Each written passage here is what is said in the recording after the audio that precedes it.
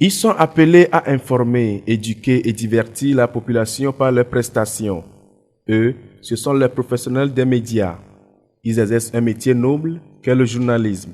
Malheureusement, c'est un métier qui ne nourrit pas son homme, surtout si le journaliste veut être fidèle aux règles d'éthique et de déontologie. Que ce soit de la presse publique ou de la presse privée, le Togo n'en est pas épargné, même si l'on peut se prévaloir de la liberté de la presse.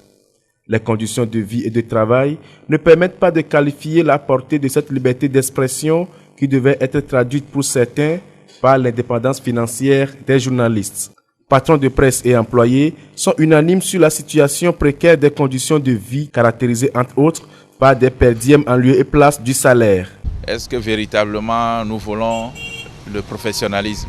Mais si la réponse est oui à tous les niveaux, cela veut dire qu'il faut forcément que nous mettons un accent sur l'indépendance financière des journalistes. Parce que pour nous, au Saint-Gite, tout part de l'indépendance financière du journaliste. Ça fait longtemps que les organisations des employés demandent de meilleures conditions de vie.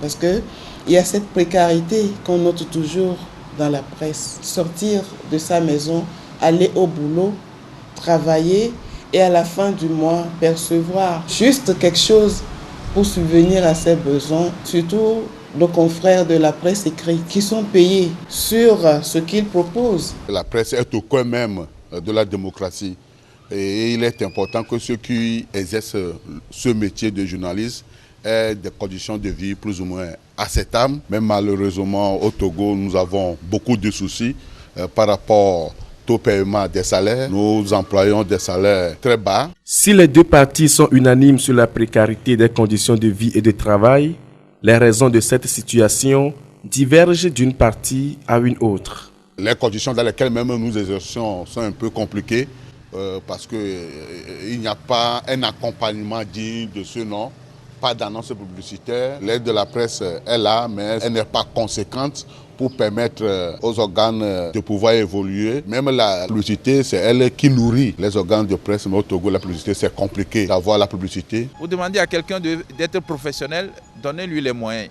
Payez-le par rapport à son niveau, payez-le par rapport à ses qualités. Voilà tout ce que nous demandons en exigeant depuis un moment qu'on signe une convention collective, ou du moins que les patrons comprennent que c'est nous qui faisons leur entreprise et donc nous payer ou s'occuper bien de nous doit faire partie de leurs priorités pour la survie de leurs entreprises. Malgré cette divergence de point de vue, patrons de presse et employés reconnaissent toutefois que la convention collective devra être la solution. Aujourd'hui, chaque partie dit mener des actions de son côté pour aller vers cette convention collective, et ce, dans les 6 prochains mois. À l'époque, c'est plutôt les patrons qui n'étaient pas d'accord sur certaines propositions de ce test et donc ils n'ont pas pu signer. Maintenant, heureusement, il n'y a plus de problème. Le JT et le Saint-Gite, nous travaillons main dans la main pour pouvoir discuter au nom des employés.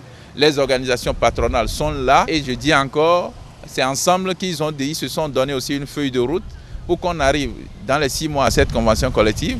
Nous aussi, nous nous sommes donné une feuille de route dont une assemblée générale qui sera organisée le vendredi prochain pour lancer les activités à mener jusqu'à la signature de cette convention collective. On a quand même remarqué une bonne volonté de la part des patrons aussi qui veulent vraiment aller à cette convention collective. C'est vrai qu'on ne va pas les forcer, mais c'est mollo mollo et pour cela une feuille de route a été élaborée également au niveau des organisations patronales.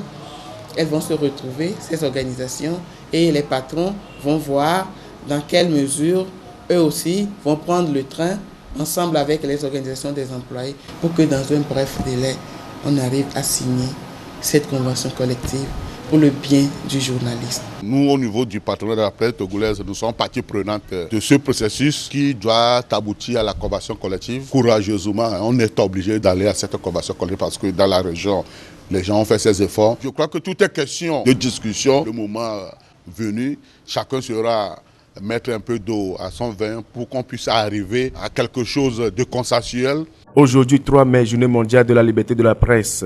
Une occasion pour ces professionnels de médias de parler d'une même voix pour aller vers cette convention collective tant souhaitée par les journalistes au Togo.